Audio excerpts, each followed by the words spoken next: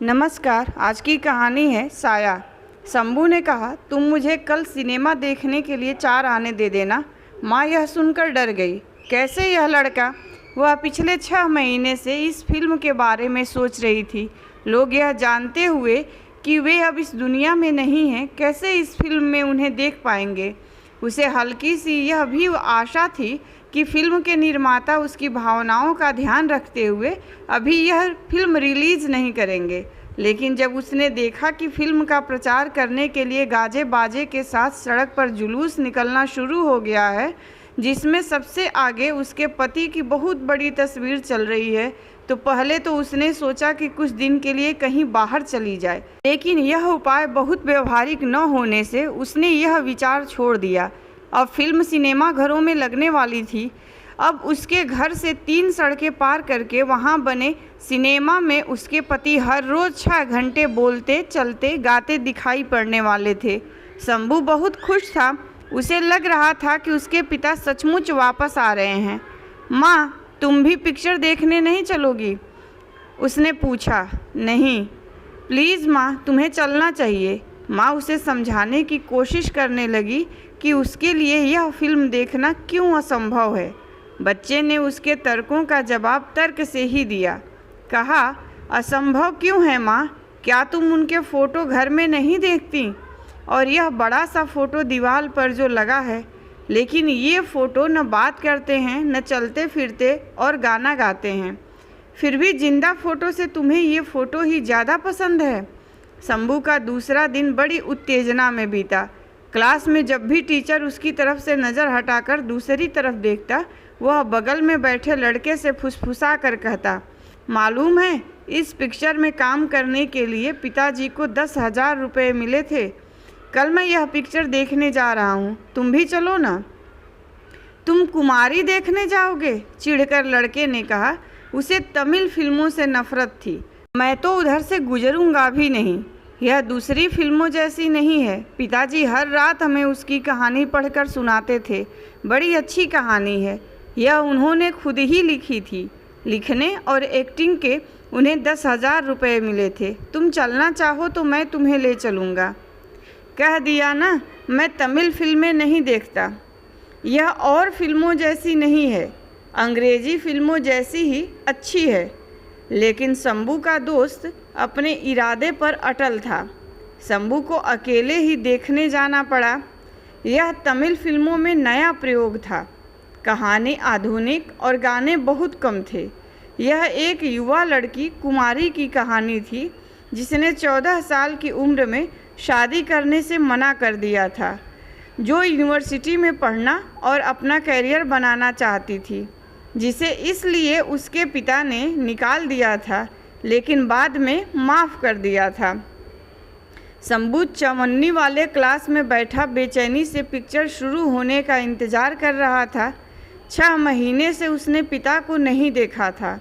वह उन्हें बहुत प्यार करता था और उनकी कमी को बड़ी गहराई से अनुभव करता था। घंटी बजी और हॉल की बत्तियां बुझ गईं। शुरू में विज्ञापन और ट्रेलर चलते रहे और शंभू सोचता रहा कब ये ख़त्म हो। अंत में उसके पिता पर्दे पर प्रकट हुए। वे शर्ट और धोती बिल्कुल उसी तरह पहने थे जैसे घर पर पहनते थे। मेज़ पर उसी तरह बैठे थे जैसे घर में बैठते थे। फिर एक छोटी सी लड़की आई। उन्होंने उसे बिल्कुल उसी तरह थपथपाया जैसे शंभू को थपथपाते थे, और उसी तरह उससे बात की जैसे शंभू से करते थे। फिर उन्होंने लड़की को गणित पढ़ाई।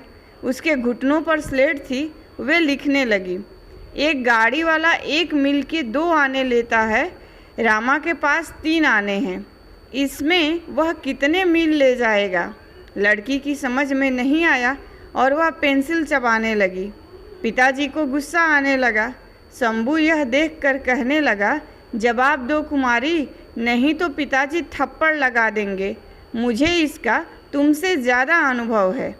लेकिन कुमारी शंभू से ज़्यादा गणित जानती थी। उसने सही जवाब दे दिया। पिताजी खुश हुए।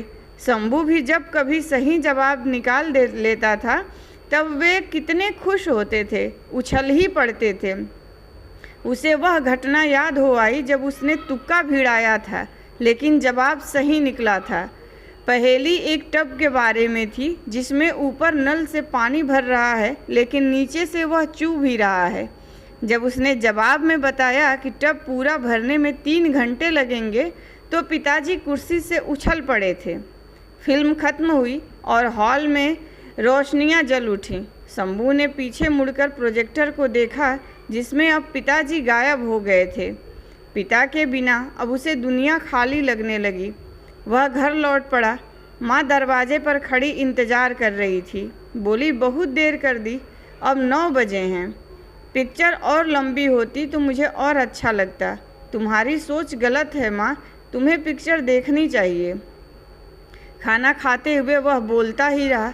पिताजी बिल्कुल इसी तरह चलते थे, इसी तरह गाते थे, बिल्कुल इसी तरह। माँ चुपचाप सब सुनती रही। तुम कुछ बोल क्यों नहीं रही माँ? क्या बोलूँ बेटा, तुम्हें पिक्चर पसंद नहीं है?